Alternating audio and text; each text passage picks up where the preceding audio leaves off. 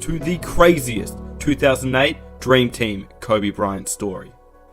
Let's talk a little bit about the big picture for USA basketball. Last couple of Olympics that you were not a part of.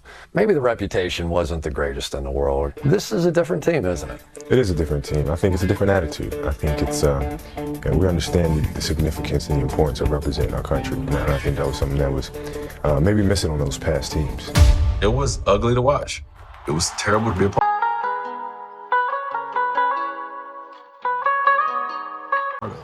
He kicked our ass. I had a lot of concerns. That's why we recruited Kobe Bryant. A lot of it really falls on me because I'm wiser of the guys. I haven't been around for so many years. So most of the time I set the tone in practice. I'd like to share a lesson I learned from him. It was 2008. The Redeem team was formed. And we were in Vegas for the start of training camp, and we're getting ready for the Olympics in Beijing. We're going to head to Beijing. And this is when I knew Kobe was a monster, though. You hear about it, but you really, if you don't see it, you really don't know. So 2008 Olympics was right after he and the Lakers got beat by the Celtics. We were in the player lounge, like playing cards. There was 4 of us playing spades, and he came in, and there was a little wine. sat down, poured himself a glass. And he saw this newspaper, and he saw a picture. It was like something about the Lakers series and blah, blah, blah. And it was a picture of Paul Pierce celebrating. And there was a picture of Paul Pierce. So they had just lost to the Celtics in the finals, tragically. And in a very, gut-wrenching way. If you remember, they blew a lead. It was not good. But Kobe Bryant sits down and pours a glass of wine. We're like, what the fuck, And he got very competitive with drinking the wine. And it was he didn't want to be behind anybody on these glasses. And we were like, Kobe, we got practice tomorrow. We're just sipping. And I just remember watching Kobe just stir the pot the whole time. You know how Kobe does. Nope. He was into this wine. I've had 3 glasses. You've only had 1. And I was like, that's because I'm small. And he literally he didn't say a word. He didn't say anything, but we saw him take the paper. He started cutting out the Paul Pierce picture. Ripped out this picture. He folded it up and he put it in his pocket. And he was like, it's motivation for next year. But dead ass serious. And we were like, okay. And then he proceeded to chug his wine, pour another glass, chug it, pour the third, and he was basically he looks over and he's like, now I'm one ahead of you guys. We're like, okay. And again, it was just this glimpse into how he worked, how he functioned. I was like, oh, that's who he is. That's what this is. This is who Kobe Bryant is. It was funny. We were in the Olympics, right? Yeah, when we were starting to build a culture at USA Basketball, he, Chauncey Billups, and Jason Kidd were added to add veteran leadership. Coach K did a great job of preparing us, of getting us ready. Coach K, I really want to say Coach K led the charge on that one because he knew the moment and how serious it was.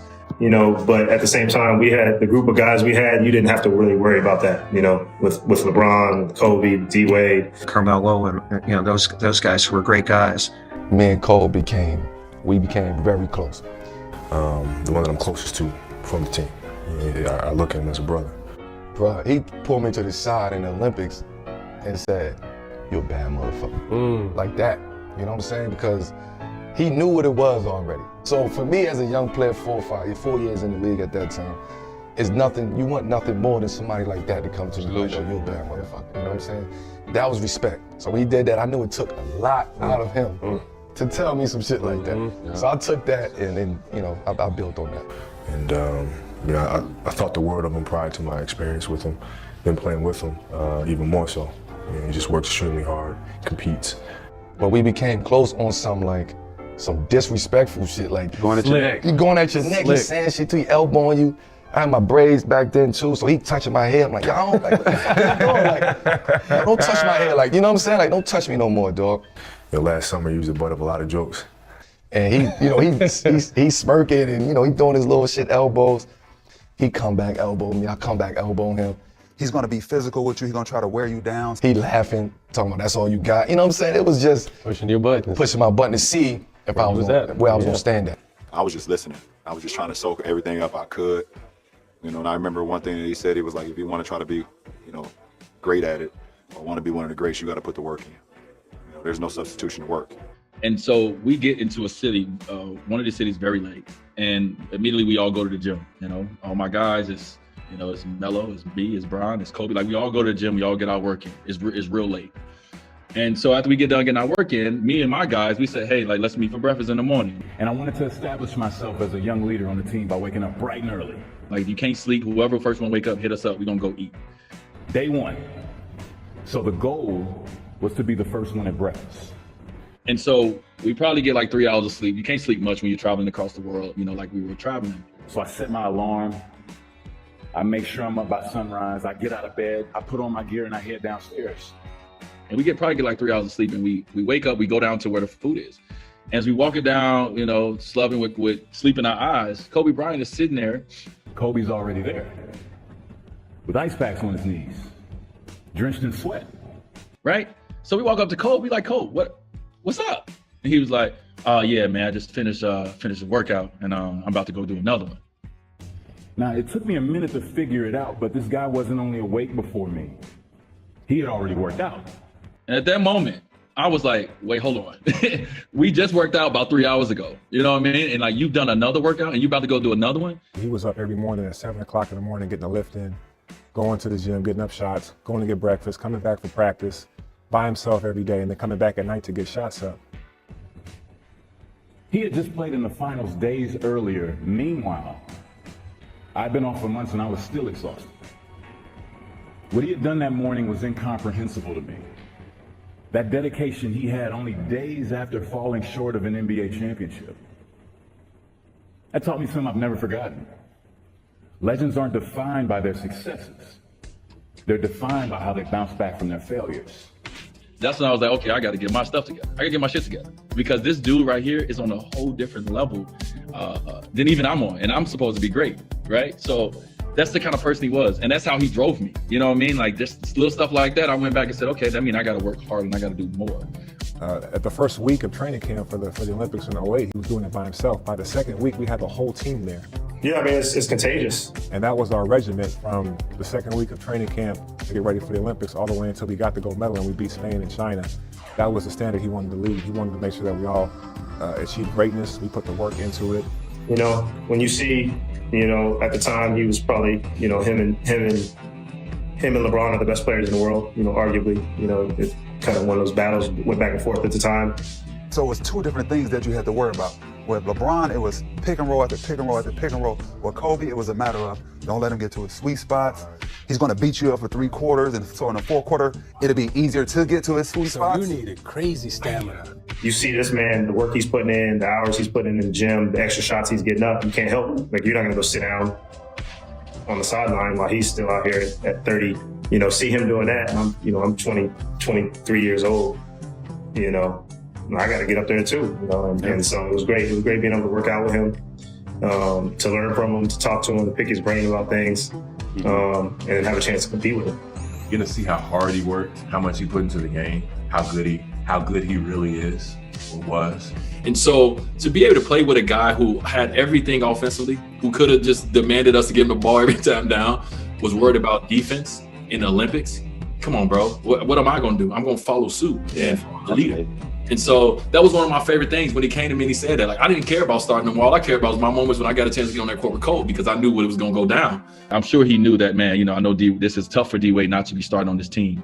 And Kobe came to me as he knew I was coming off the bench. He came to me right away and he eased my mind. He was like, listen, and he said, hey, D, when you get in a game and it's me and you on the floor, this is what I'm going to do. I'm going to pick up the defender 94 feet. I'm going to harass him. I'm going to turn him. I'm going to turn him. I'm going to turn him. And once I turn him, you do what you do. You come in.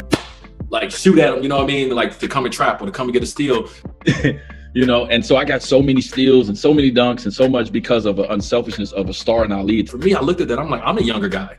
I'm the least accomplished guy in this group. I should be the one that you say, he should have told me, D, you go pressure and I'm gonna do that. But his mindset wasn't that way. Grover, his trainer was talking about how he would just go on bike rides through the desert and just like really just work, like just do wild stuff just to get like his mentally prepared. When Kobe was in the Olympics in 2008. You took the role in 08 as a defensive stopper, and then if they need you towards the end, you would go out and close, especially in 08 against Spain. Kobe right away said, I'll play defense. And in the first practice, he never took a shot. All Kobe cared about was defense. All of a sudden, there's a knock on the door. It's 2 days early, and it's Kobe. He said, Coach, can I talk to you for a minute? And I said, certainly. So we went to a private room, and I said, what do you need? He said, I need to ask you a favor. And I said, yeah, what is it? And he said, I want to guard the best perimeter player on every team that we play. Now, he's the NBA scoring champ. He's the best player in the league at that time. He wanted to let everyone know that I'm here, and I want to guard the best offensive player every time.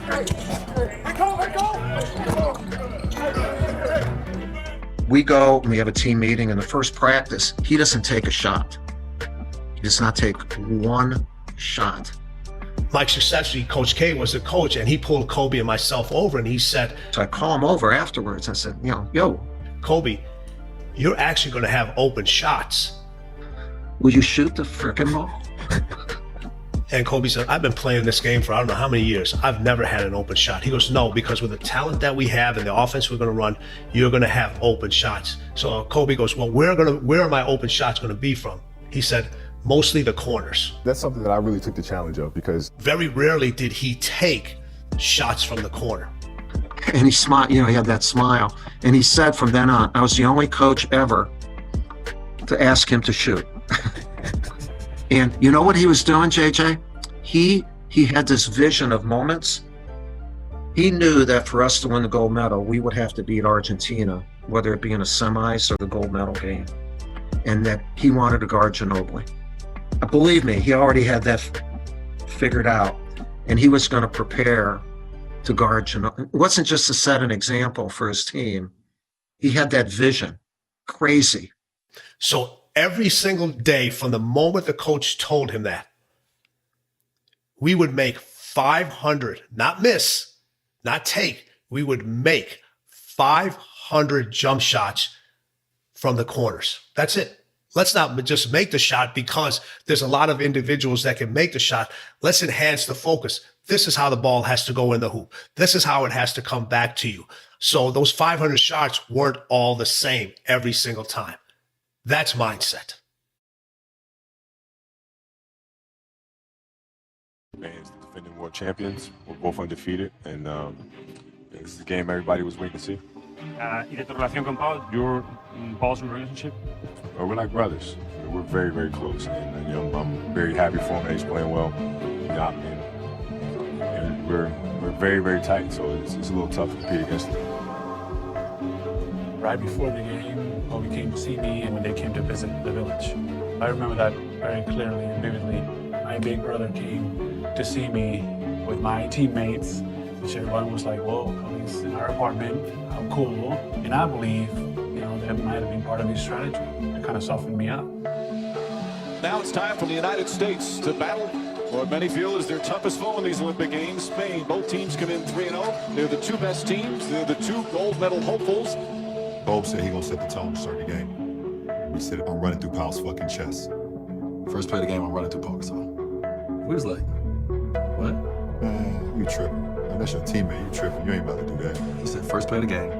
I know what they're gonna run, and give me Paul's. I remember wanting the ball in those situations, and once I made the shot, it just felt good. It was like, oh yeah, this is all right. I want to do it again.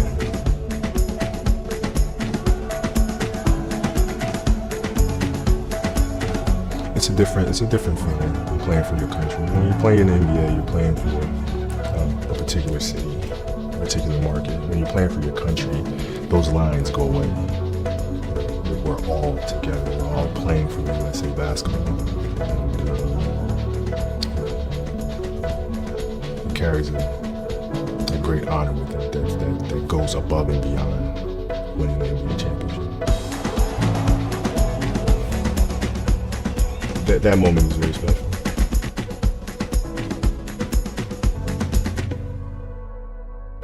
And I hope you guys enjoyed the video. If you did, please be sure to leave a like, subscribe if you are new, and comment down below what you thought about the stories in this video. I thought they were absolutely insane. Here are 2 new videos that you may enjoy, and I will catch you guys in the next one. Peace.